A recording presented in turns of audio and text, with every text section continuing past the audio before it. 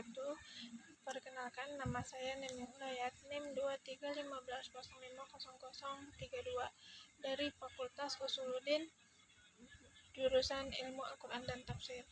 Baik, di sini saya akan menjelaskan materi tentang kelompok 12 yang mana di sini tentang Quran surat An-Naml ayat 17 sampai 19.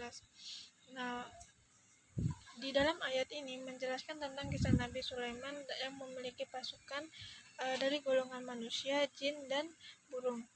Nah, dari kisah ini kita bisa tidak hanya menunjukkan kemukjizatan yang diberikan Allah kepada Nabi Sulaiman, tetapi juga mengandung banyak nilai pendidikan yang dapat diterapkan dalam kehidupan sehari-hari.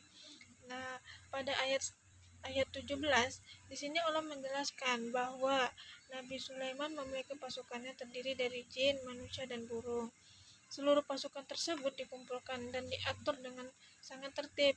Tidak ada yang berjalan sembarangan karena setiap kelompok itu memiliki tugas dan tanggung jawabnya masing-masing.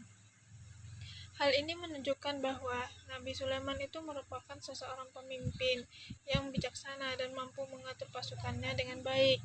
Dari ayat ini kita dapat mengambil pelajaran bahwa pendidikan itu perlu kedisiplinan, keteraturan, dan tanggung jawabnya.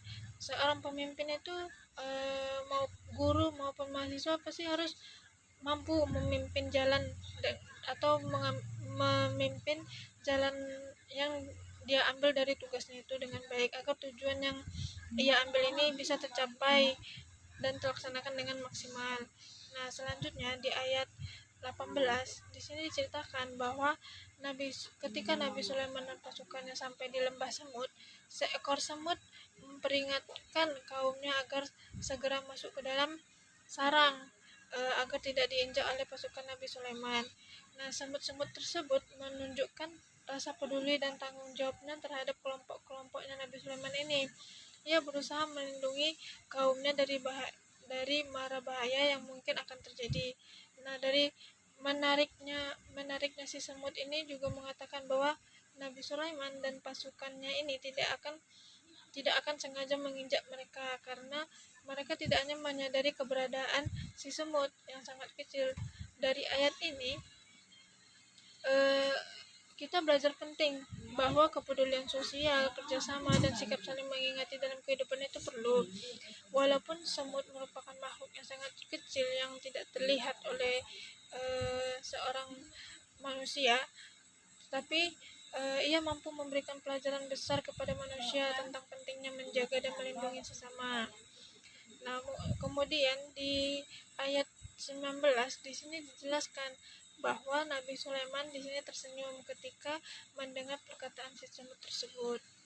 Beliau tidak hanya merasa sombong atau tidak merasa kekuasaannya itu atau kemampuan yang dia milikinya itu dia tidak merasa sombong, tapi sebaliknya beliau langsung bersyukur kepada Allah atas hikmah yang telah diberikan kepadanya dan kedua orang tuanya. Nabi Sulaiman di sini juga berdoa agar kemampuan yang diberikan Allah kepadanya itu bisa dilakukan untuk melakukan amal soleh dan dimasukkan ke dalam golongan-golongan hamba yang soleh. Hal ini menunjukkan bahwa ilmu, kekuasaan, dan kedudukan yang dimiliki seseorang itu harus disertai dengan rasa syukur dan kerendahan hati kita. Nah, mungkin di sini menurut tafsir Al-Marogi dari kisahnya ini menunjukkan pentingnya keteraturan dan kepemimpinan yang baik. Sementara di tafsir Al-Misbah di sini menjelaskan tentang kehidupan semut yang menggambarkan kerjasamanya, kedisiplinannya, dan tanggung jawabnya antara sosial dan di sini menurut Ibnu Katsir menegaskan bahwa Nabi Sulaiman merupakan sosok pemimpin yang mampu mengatur pasukan dengan baik dan selalu bersyukur kepada Allah atas segala nikmat yang Allah berikan kepada Nabi Sulaiman ini. Jika dikaitkan dengan dunia pendidikan, ayat ini mengajarkan bahwa pendidikan itu tidak hanya bertujuan untuk menambah ilmu pengetahuan, tetapi juga membentuk karakter kita menjadi lebih baik. Seorang pelajar itu harus memiliki kedisiplinan, tanggung jawab, maupun bekerja sama atau kepeduliannya terhadap orang lain dan senantiasa bersyukur kepada Allah. Mungkin itu yang bisa saya sampaikan dari materi Quran surat An-Naml ayat 17 sampai 19 ini. Sekian dari saya. Wassalamualaikum warahmatullahi wabarakatuh.